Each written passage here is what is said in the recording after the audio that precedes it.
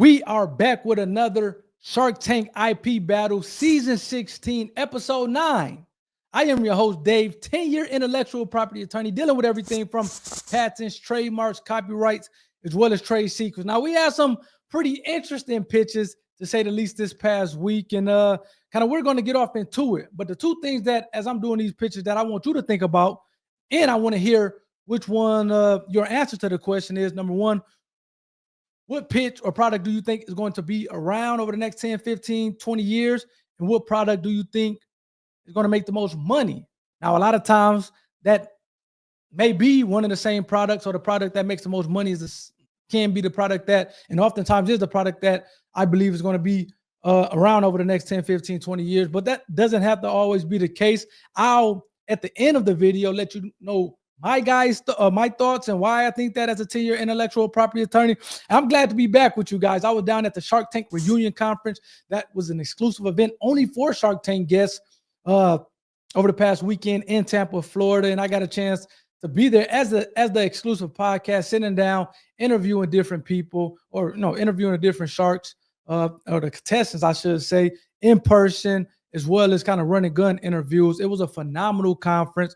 Please hit the like button for the YouTube algorithm, as well as hit the subscribe button to be a part of the IP community, as I will be rolling out those videos, those behind the scenes, I guess, interviews and footage of that me at the Shark Tank conference over the next couple of weeks, and you're not going to want to miss that. Again, it was some big dogs there, and it actually had some guest speakers who maybe weren't Shark Tank guests, but were nonetheless big dogs. So you would definitely want to hit that subscribe button to see and hear and kind of know all about what was going on with that. We're going to get right off into it today. We're going to go in order. The first one up is Petite Keep.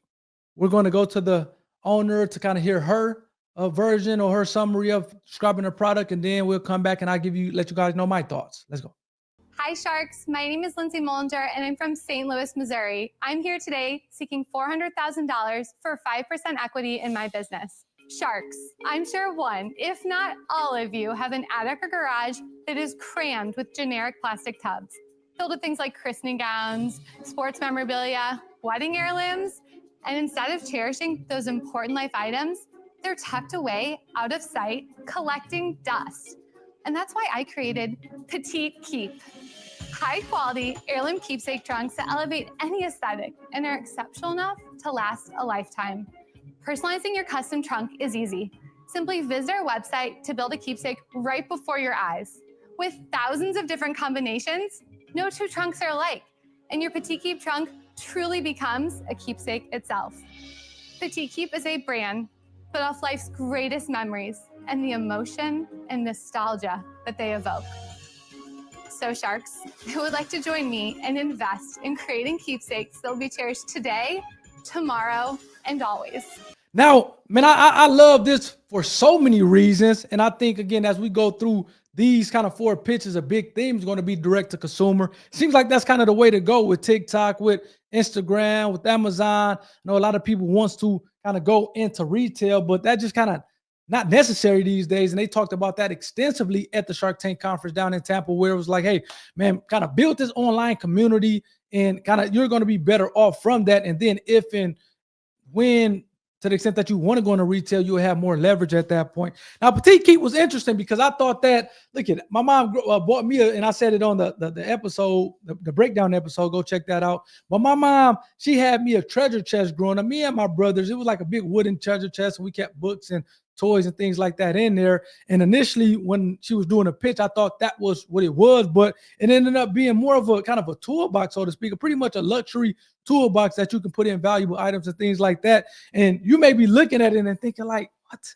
Why would anybody do that? But again, she has sold, I'm just kind of looking at the number from my notes, when she started this in 2020, 110,000, based on her and her husband kind of building these things from scratch, from hand. 2021, she was up to almost 700,000. 2022, 1.7 million. 2023, 5 million. And 2024, which was last year, she was projected to do 10 million. And I think they said next year, 2025, if I'm not mistaken, she's going to do 17 million. And again, this is all from just D2C, direct to consumers.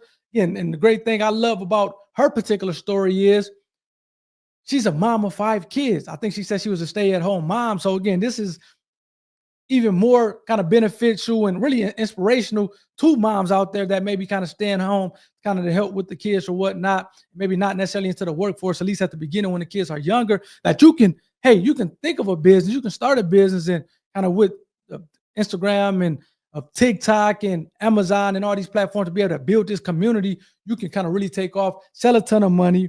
And she ended up getting a deal with the Guest Shark, which I didn't realize that she kind of sold her company for $1.2 billion.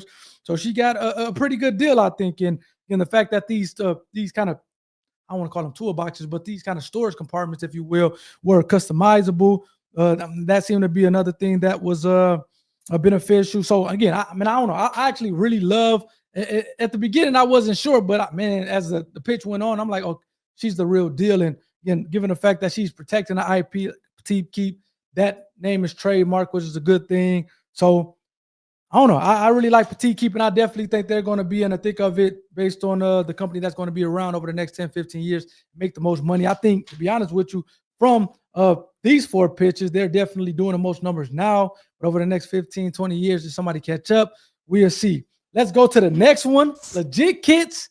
Let's go to the business owner so he can tell his version of the story or kind of what Legit Kits is, and then we'll come back and I'll give you my thoughts. I'm Mike Odell from Oklahoma City, and I'm asking for $150,000 in exchange for 5% of my company. Sharks, it may not look like it, but I love quilting. It's a relaxing, creative, and meaningful hobby. But when I was getting started, the quilt kits out there were tedious, and the resulting quilts were dull. I created a company that is not your grandma's quilt patterns. I'd like to introduce you to Legit Kits. These are easy to sew foundation paper piece patterns and kits that make beautiful masterpieces. Sharks, we stand apart from the competition in our prolific use of color. Some of these quilts have over 100 shades of fabric in them. I mean, look at this level of detail. Let me show you how it's done. First, you match the pattern to the fabric, pin it in place, then sew along the printed line. Get your next color and sew that one on, then trim everything up, and using easily readable instructions, piece it together into your finished quilt. And voila, your latest masterpiece. And with over 60 designs to choose from, Legit Kits has a pattern for everyone. Like Barbara, who's so busy she can't even sleep at night, she would pick Big Hooter. I love it. Mr. Wonderful, who always has the proper accessories at all times, he would choose Sir Legit-a-Lot because both he and our knight in shining armor are dressed to kill. So, Sharks, which of you is too legit to say I'm out? Good job.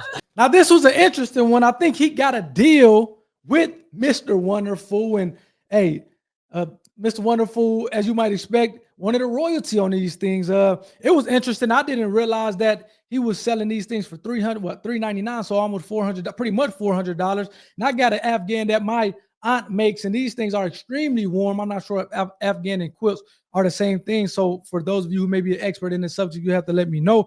But again, he initially offered $150,000 for 5%. It seems like, just kind of looking at the sales, 2020, 30K, 2021. Seems like they maybe skipped that. Maybe 400K in 2022 and 2023, $100 million in sales. And so $1 million in sales that he is profiting 8.7%. So what, $80,000 or so, between $80,000 and $90,000. So he is making money. I think he said he still had his kind of position, full-time position as a nurse. So again, he got a deal with Kevin for what he wanted, but also for a $10 royalty in perpetuity, which kind of seems a little bit greedy, but kind of based on that purchase price of $399, I do think he has the money for it. I think Kevin is going to be a game changer partner for him just because he's going to help him get these costs down and then be able to kind of break into this kind of D2C market, kind of going off of the theme of whole direct to consumer, which I think is important. And these days, you almost have to have it if you're going to start a business to make sure it's online, has an online presence, has an online community to kind of really get the biggest bang for your buck, make the most money. So that's kind of my thoughts on that. Kudos to the owner. He is protecting his IP, Legit Kits. So kudos to him for that. And with that being said, let's go to the next pitch, which is One With. Let's go to the beautiful young lady to kind of give you a description or a summary of what that product is, and then come back to me and I'll give you my thoughts. Hi, Sharks. My name is Haley. I'm from New London, Connecticut, and I'm seeking $200,000 for 5% of my company. Sharks, let me take you back in time to 5 years ago. I was packing for a trip to Miami, trying on swimsuit after swimsuit and hating all of them. I ordered every flattering fit swimsuit I could find online, but no matter what, they all had tight seams that dug into my sides and compressing elastic that squeezed my body in a way that looked and felt so uncomfortable. I was standing in front of the mirror at home, feeling like a busted can of biscuits. But that's when I realized the answer to a better fitting swimsuit had been under my nose the whole time. Or shall I say, under my clothes. All right, ladies, take it off. No, sharks, those aren't their undies. Those are their swimsuits. Introducing One With, swimsuits crafted to fit like the beloved no-show underwear so many women adore and feel more comfortable in than traditional swimsuits. Now for the men in the room, let me tell you about women's undies for just a second. No-show seamless underwear does not dig. It just lays flat on top of the body, which looks amazing and feels like a second skin. So we took that concept and made it swimmable. Our swimsuits have raw cut edges that are bonded together, not sewn with tight, bulky seams that squeeze. One With allows women to feel comfortable and confident with our dig-free, elastic-free, edgeless fit that's truly in a category of its own. Now, I'm not scared to swim with the sharks, so long as I've got a swimsuit that feels one with my body. So sharks, let's jump in and make a deal. Now, one of the cool things about this, and again, this really kind of hammers home the whole D2C model, is the fact that, and I'm not sure how old she was. She seemed like she was maybe between mid 20s, maybe late 20s or whatever the case may be. But she said she's been creating content, particularly on YouTube, since she was 12 years old, which kind of gives you that whole, I mean, you have to have an online presence, online community, particularly if you're going to kind of start a business, sell a product. And at this point, based on what I gathered at the Shark Tank conference this past weekend, everybody should be trying to sell some type of a product. The amount of money that people are making these days with the online community, selling product, is mind-boggling. I know a lot of times we think of a scarcity mindset and there's not a lot of money out there. But for me, being at that Shark Tank conference in Tampa, man, there's a lot of money being made. Let's just say that. So going back to the product, first and foremost, she is protecting the IP, which is great. One With, I think she had maybe another trademark phrase that she had protected. So kudos to her for that. And again, she didn't say it or it didn't come up in an episode, but I would be surprised if she didn't at least file for patent protection on the swimsuit. Just because, again, I've never seen a swimsuit that kind of you think of underwear and it fits like underwear, which I kind of love that phrase. But the fact that it's kind of noticeably different, and it seems like it fits different from your traditional swimsuit.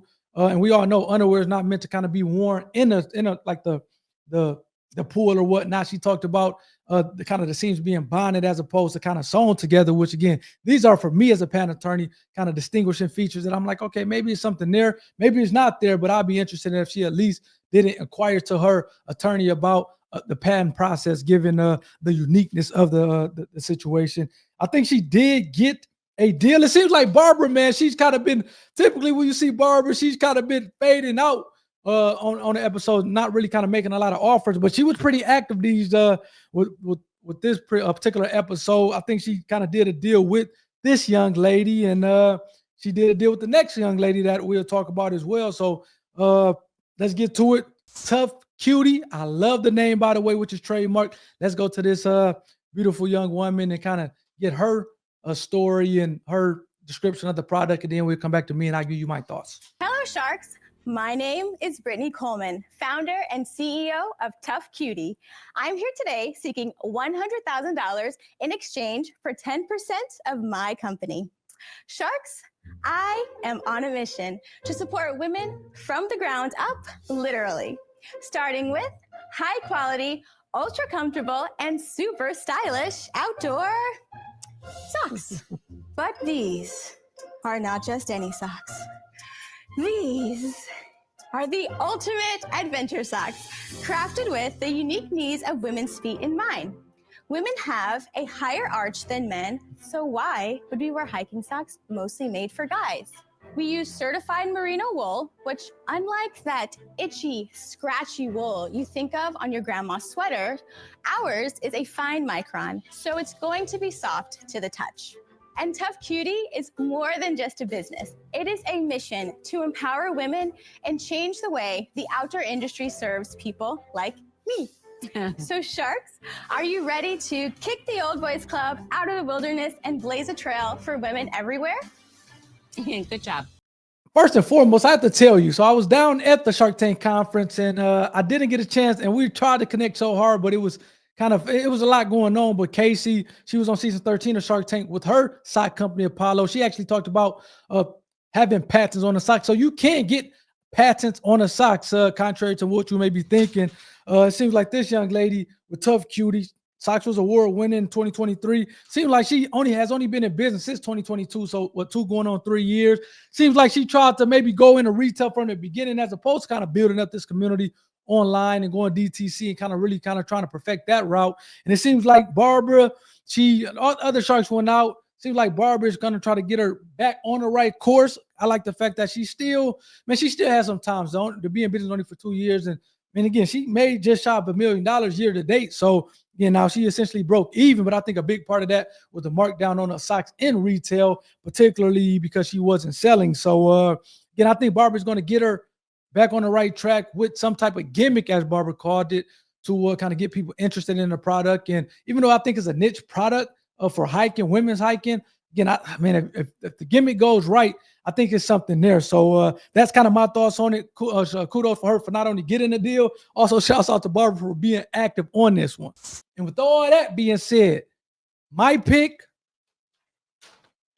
for who's going to make the most money, as well as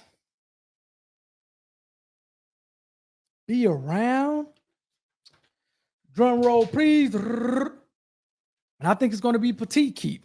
That's my guess. Not only is she making the most money now, but I think with being able to protect the valuables and particularly them being customizable, I think that's something that's going to continue to kind of maybe ride the big wave. I think her having a shark is going to really take her to the next level.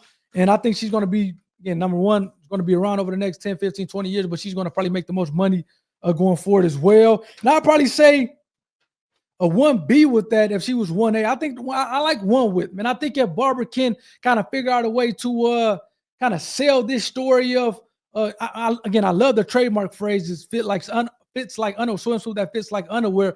But if they can somehow kind of get the people or kind of women, particularly maybe older women, to kind of buy into it, and especially if it's comfortable and kind of protects your areas or whatnot as you're swimming, I think it could be something there, because I definitely think that it looks cooler and more comfortable than your typical swimwear. So if they can kind of somehow get kind of the masses, women to buy in, I think she will be somebody to reckon with going forward as well. Those are my thoughts, though. Let me know what you think in the comment sections. Who do you think is number one going to make the most money over the next or just going forward? And then what company do you think is going to make them be around over the next 10, 15, 20 years? I would love to hear from you guys. Appreciate you for supporting me for season 16, episode 9. It seems like we're chugging along now. Please hit the like button for the YouTube algorithm, as well as hit the subscribe button to the extent that you are not already subscribed to the IP community. I would love to have you as part of the IP community where we talk everything intellectual property. So hopefully you guys enjoyed this one. Until next week, you guys take care. Peace.